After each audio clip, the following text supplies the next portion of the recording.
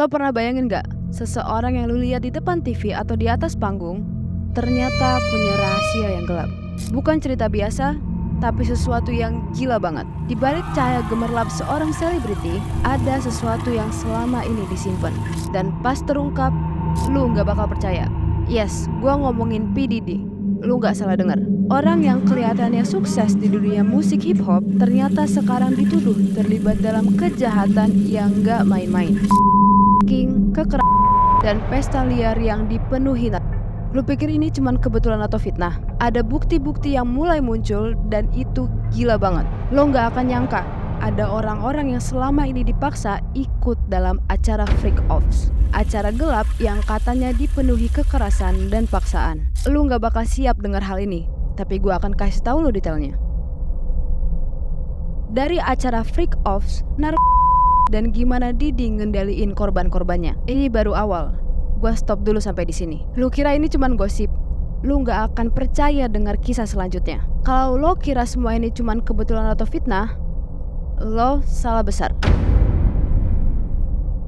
Kisah gelap ini nggak terjadi sekali atau dua kali. Ada banyak tanda-tanda aneh jauh sebelum kasus ini terbongkar di publik. Bayangin, kasus ini nggak langsung meledak, tapi penuh dengan kejadian-kejadian yang aneh. Semua ini diawali dari hubungan P. Diddy dan Casey Ventura. Mereka terlihat sebagai pasangan yang bahagia, tapi di balik itu ada kegelapan yang selalu tersembunyi.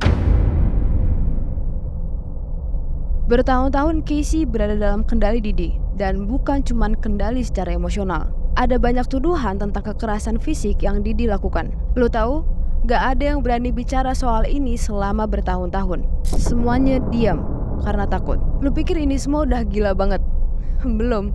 Ini cuman awal dari sesuatu yang lebih gila lagi. Kalau Casey aja bisa dicurigai sebagai korban, gimana dengan orang-orang lain yang ada di sekitar Diddy? Lu pasti tahu, di dunia selebriti gak ada yang berani ngomong sampai semua kebuka sendiri.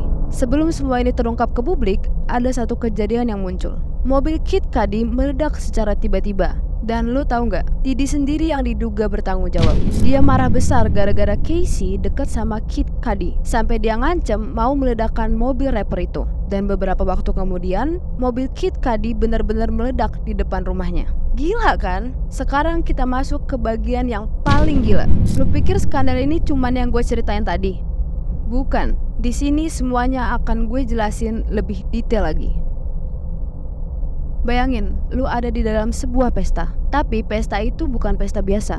Di sini ada perempuan-perempuan yang dipaksa buat berpartisipasi dalam aktivitas gila. Ini bukan diajak, tapi dipaksa, pakai kekerasan dan juga pakai Pesta ini disebut freak off, yang katanya dirancang oleh P. Diddy dan timnya. Freak off itu bukan sekedar acara. Lu mau tahu nggak apa yang terjadi di dalamnya? Perempuan-perempuan dipaksa untuk berhubungan sama pria lain. Semua itu di bawah pengaruh dan itu belum cukup. Diddy juga merekam semua kejadian itu, katanya buat ngancem para korbannya supaya diem. Ini nggak cuma terjadi sekali guys. Acara gelap ini udah berulang kali terjadi. Casey Ventura sendiri ngungkapin kalau dia dipaksa ikut dalam pesta freak offs ini. Dan dia nggak sendirian. Ada banyak korban lain yang sampai sekarang masih belum berani bersuara. Gimana cara lo nerima semua hal ini? Selebriti sebesar Diddy bisa ngelakuin hal sebegini parahnya. Penyelidikan udah nemuin bukti yang lebih gila lagi. Di rumah Diddy di Miami dan Los Angeles, polisi nemuin lebih dari 1.000 botol baby oil dan berbagai obat-obatan yang dipakai buat acara itu. Lo bayangin gimana brutalnya acara ini. Diddy dan timnya udah ngatur semuanya. Dari tempat acaranya, orang-orang yang diundang, makanan dan minuman yang disediakan, serta barang-barang yang mereka pakai setelah acara ini. Menurut penyelidikan, ada satu hal yang lebih gila lagi. Setelah pesta ini selesai, semua orang yang terlibat dikasih cairan infus buat bisa pulih dari kelelahan dan pengaruh. Jadi lu tahu kan, ini semua dirancang dengan sangat baik. Sekarang gue mau ngomongin sesuatu yang enggak kalah penting. Lu tahu kan gimana kasus ini udah ngerusak hidup banyak orang. Gak cuman Casey, tapi orang-orang di sekitar Diddy juga kena dampaknya. Bayangin, bertahun-tahun mereka hidup dalam ketakutan. Casey adalah salah satu korban yang akhirnya punya keberanian untuk bersuara. Dia ngungkapin semua yang terjadi sama dirinya. Lu tahu, nggak mudah buat orang yang hidup di bawah kendali Didi untuk berani bicara. Kenapa? Karena uang dan pengaruh Didi bisa ngancurin karir atau hidup siapa aja yang ngelawan dia. Dan lo pikir ini semua cuma tentang Casey?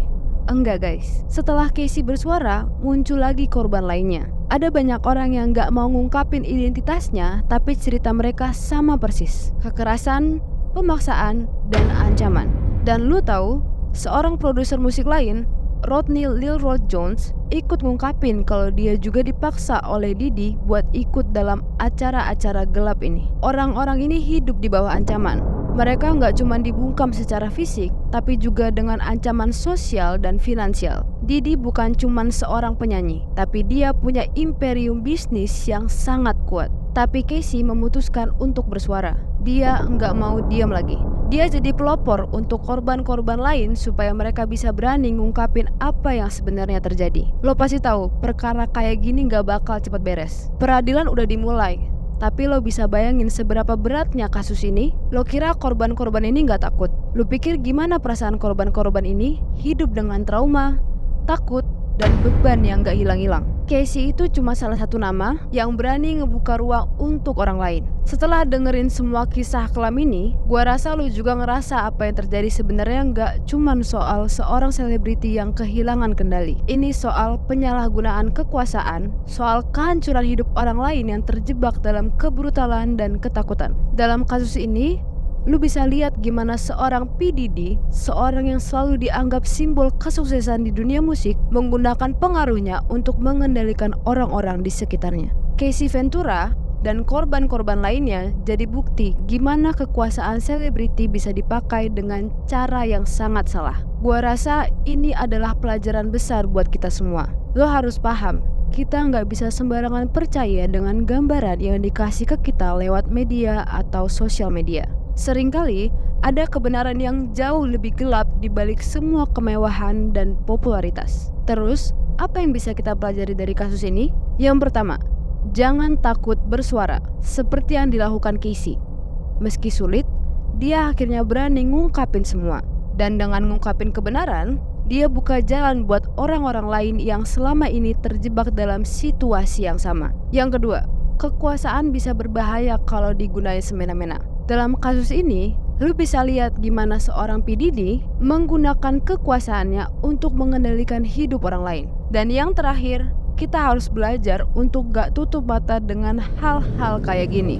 Lu gak tahu kan, berapa banyak korban di luar sana yang gak punya kesempatan buat bersuara? Ini seharusnya jadi pengingat untuk kita semua untuk selalu kritis dan waspada.